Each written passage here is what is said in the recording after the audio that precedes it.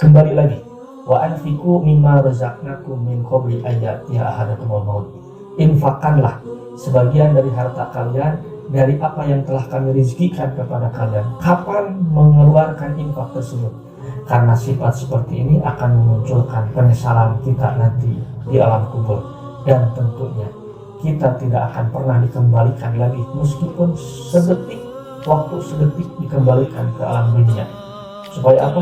Berarti kesimpulan awal bagi kita bahwa orang yang tidak berinfak, orang yang tidak bersedekah di jalan Allah, itu salah satu di antara ciri orang-orang munafik. Yang kita mafhum, yang kita kenal, ciri orang munafik itu ada 3. Apabila berbicara suka berbohong, apabila diamanati suka khianat, apabila janji suka ingkar.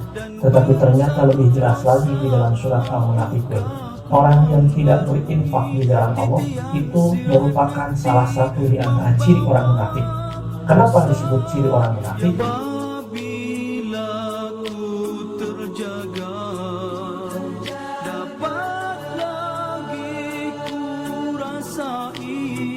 Betapa wangian surga Firdausi, oh ilahi. Alhamdulillahilladzi arsala rasulahu bil huda wa dinil haqq liyudhhirahu 'ala ad-dini kullihi wa kafa billahi shahida. Asyhadu an la ilaha illallah wa asyhadu anna Muhammadan abduhu wa rasuluhu, amma ba'du. Qala Allah ta'ala fil Qur'anil Karim, a'udzu billahi minasyaitonir rajim, wa anfiqu mimma razaqnakum min qabli ayyatiya ahadakumul maut fayaqula rabbi laula akhartani ila ajalin qarib fa asaddaqa wa akun minas sholihin. Surat Al-Munafiqun ayat ke-10. Puji dan syukur kita panjatkan kehadirat Allah Subhanahu wa ta'ala. Salawat dan salam kita suguhkan kepada junjungan kita Nabi Muhammad Sallallahu Alaihi Wasallam. Ikhwan fiddin rahimakumullah. Pepatah mengatakan tidak ada penyesalan yang datang di awal.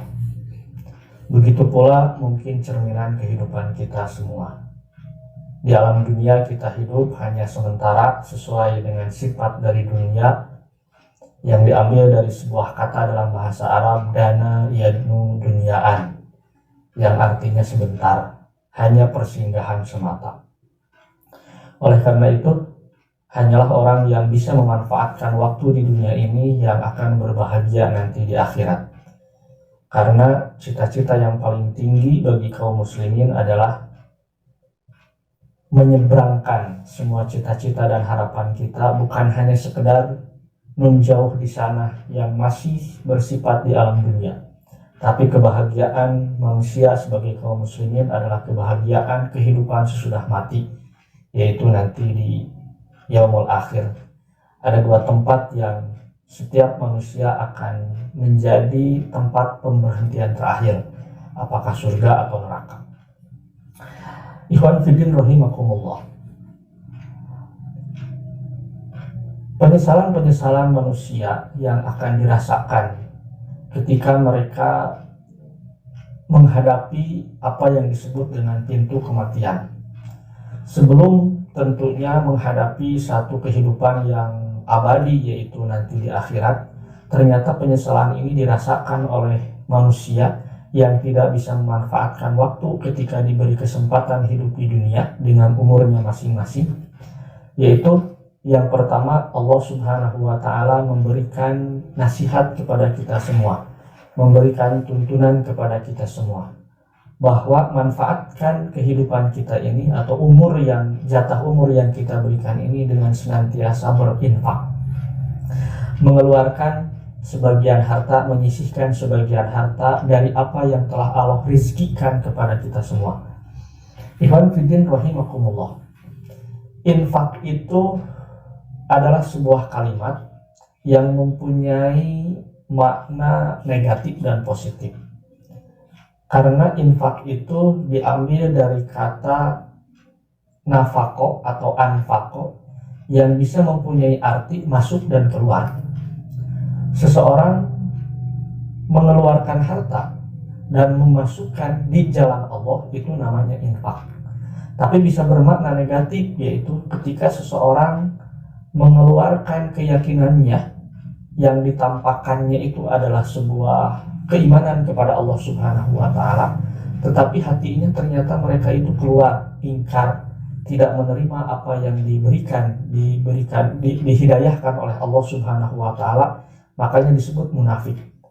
Jadi kata munafik dan kata infak dari suku kata yang sama, artinya memasukkan dan mengeluarkan.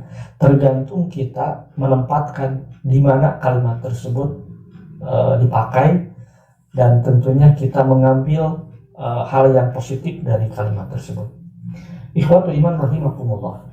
Ternyata penyesalan manusia ketika mereka sudah merasakan apa yang disebut dengan mati, yaitu mereka menyesal ternyata umur yang diberikan oleh Allah Subhanahu wa taala ketika hidup di dunia itu tidak diberikan, tidak dipakai untuk berinfak di jalan Allah.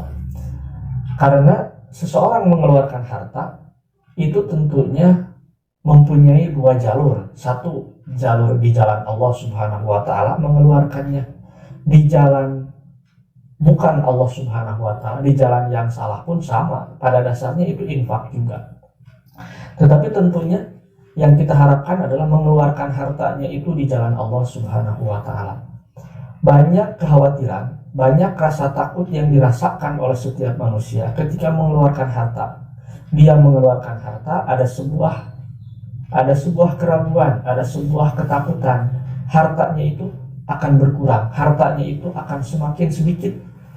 Tapi ternyata kalau kita meresapi apa yang dijelaskan oleh Rasulullah SAW dalam sebuah hadis, mana qasad shadaqatun min malin, harta seseorang itu tidak akan berkurang dengan mengeluarkan harta itu untuk bersedekah di jalan Allah Subhanahu wa taala. Itu adalah sebuah jaminan, sebuah landasan bagi kita supaya menambah sebuah keyakinan bahwa harta yang pada dasarnya bukan milik kita, harta yang dititipkan oleh Allah Subhanahu wa taala yang sifatnya sementara pula, Allah senantiasa memberikan nasihat kepada kita untuk mengeluarkannya pun itu di jalan Allah Subhanahu wa taala. Karena yang namanya harta ternyata nanti di akhirat itu akan ada dua pertanyaan. Satu pertanyaan, dari mana harta tersebut didapatkan dan kemana harta tersebut dimanfaatkan. Itu tanggung jawab seseorang mempunyai harta ketika dia berada di dunia. Sebuah penyesalan seseorang ketika mereka tidak berinfak di jalan Allah itu diabadikan dalam satu ayat. Bahkan ayat tersebut menjelaskan mengenai ciri-ciri orang munafik. Berarti kesimpulan awal bagi kita bahwa orang yang tidak berinfak, orang yang tidak bersedekah di jalan Allah itu salah satu di antara ciri orang-orang munafik. Yang kita mafhum, yang kita kenal, ciri orang munafik itu ada 3. Apabila berbicara suka berbohong, apabila diamanati suka khianat, apabila janji suka ingkar. Tetapi ternyata lebih jelas lagi di dalam surat Al-Munafikun, orang yang tidak berinfak di jalan Allah itu merupakan salah satu di antara ciri orang munafik. Kenapa disebut ciri orang munafik? Karena dia membohongkan atau dia tidak meyakini apa yang dijelaskan dalam Al-Quran, apa yang diberikan petunjuk oleh Rasulullah SAW, sehingga dia mencari jalan yang lain.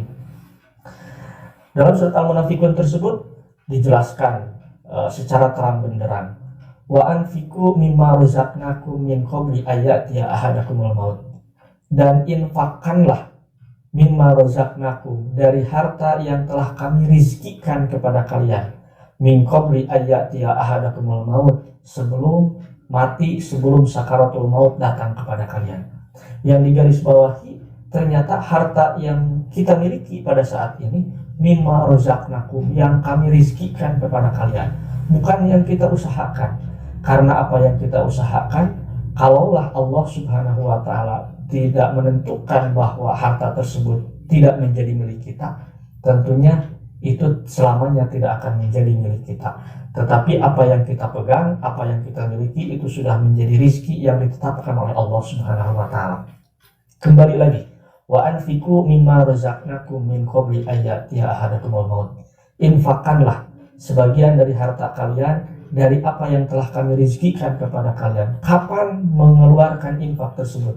Min qabli ayyatiya ahadakumul maut, selama kita masih hidup, selama kita belum dijemput dengan sakaratul maut. Kenapa? Fayaqula rabbi laula akhartani ila ajalin qarib.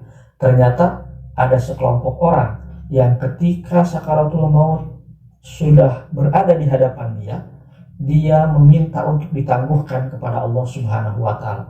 Rabbi laula akhartani ila ajalin qarib.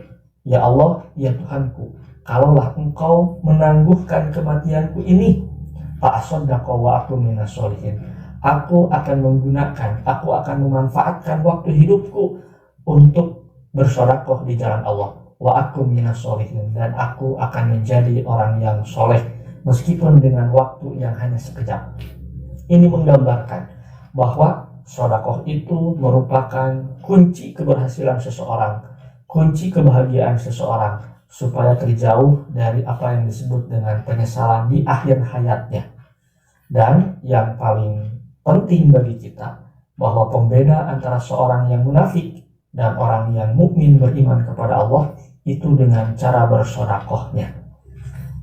Ikhwatu iman rahimakumullah, itu adalah salah satu ciri atau tanda orang-orang yang menyesal di kuburnya ketika dia tidak bisa memanfaatkan waktu atau jatah umurnya ketika di dunia.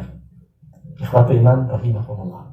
Ciri orang yang akan menyesal nanti di alam kubur adalah karena satu sifat yang paling mungkin bisa disebut satu sifat yang sudah lama, bahkan mungkin diwariskan oleh satu makhluk yang dilaknat oleh Allah Subhanahu wa taala, yaitu iblis.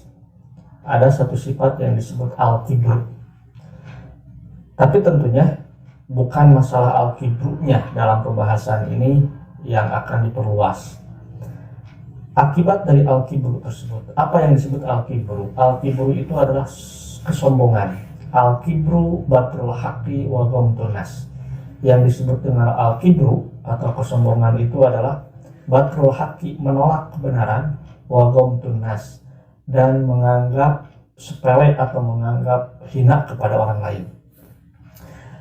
Dari sifat tersebut, ketika seseorang diberikan kesempatan oleh Allah Subhanahu wa taala, diberikan jatah umur ketika di dunia, itu pasti bersosialisasi dengan orang yang lain. Banyak orang yang memberikan nasihat, bahkan mungkin tausiah pun banyak. Tapi ternyata ada sekelompok orang yang ternyata mereka tidak memanfaatkan waktu hidupnya itu dengan tidak mau menerima peringatan atau nasihat dari orang lain. Nah inilah kenapa tidak mau menerima, karena adanya satu titik yang disebut al-kibru di dalam hatinya. Dia tidak menerima nasihat dari orang lain, dia tidak mau menerima peringatan dari orang lain. Kenapa? Karena ada sebuah kesombongan dalam dirinya, menolak kebenaran dan menganggap sepele, menganggap hina kepada orang yang memberikan nasihatnya. Oleh karena itu, Allah Subhanahu wa taala senantiasa memperingati kepada kita semua, jauhkan sifat al-kibru tersebut, karena itu akan memunculkan penolakan di dalam hati kepada setiap peringatan yang datang kepada kita. Dalam surat Al-Mulk ayat ke-6 sampai ayat ke-10 sampai ayat ke-11 lah, di sana diceritakan mengenai sekelompok orang yang ternyata mereka dimasukkan ke neraka jahanam, dan mereka menyesal, dan mereka memberikan sebuah alasan, memberikan sebuah penjelasan kenapa mereka sampai dimasukkan ke neraka jahanam atau neraka sa'ir.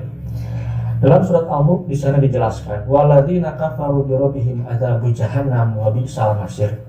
Dan bagi orang-orang yang kafir, tempat mereka itu adalah neraka jahanam, wa bi'sal masir, dan neraka jahanam itu sejelek-jeleknya tempat kembali. Idza ulqu fiha sami'u laha sahiqa wa hiya taqur. Ketika mereka itu dilemparkan ke neraka tersebut,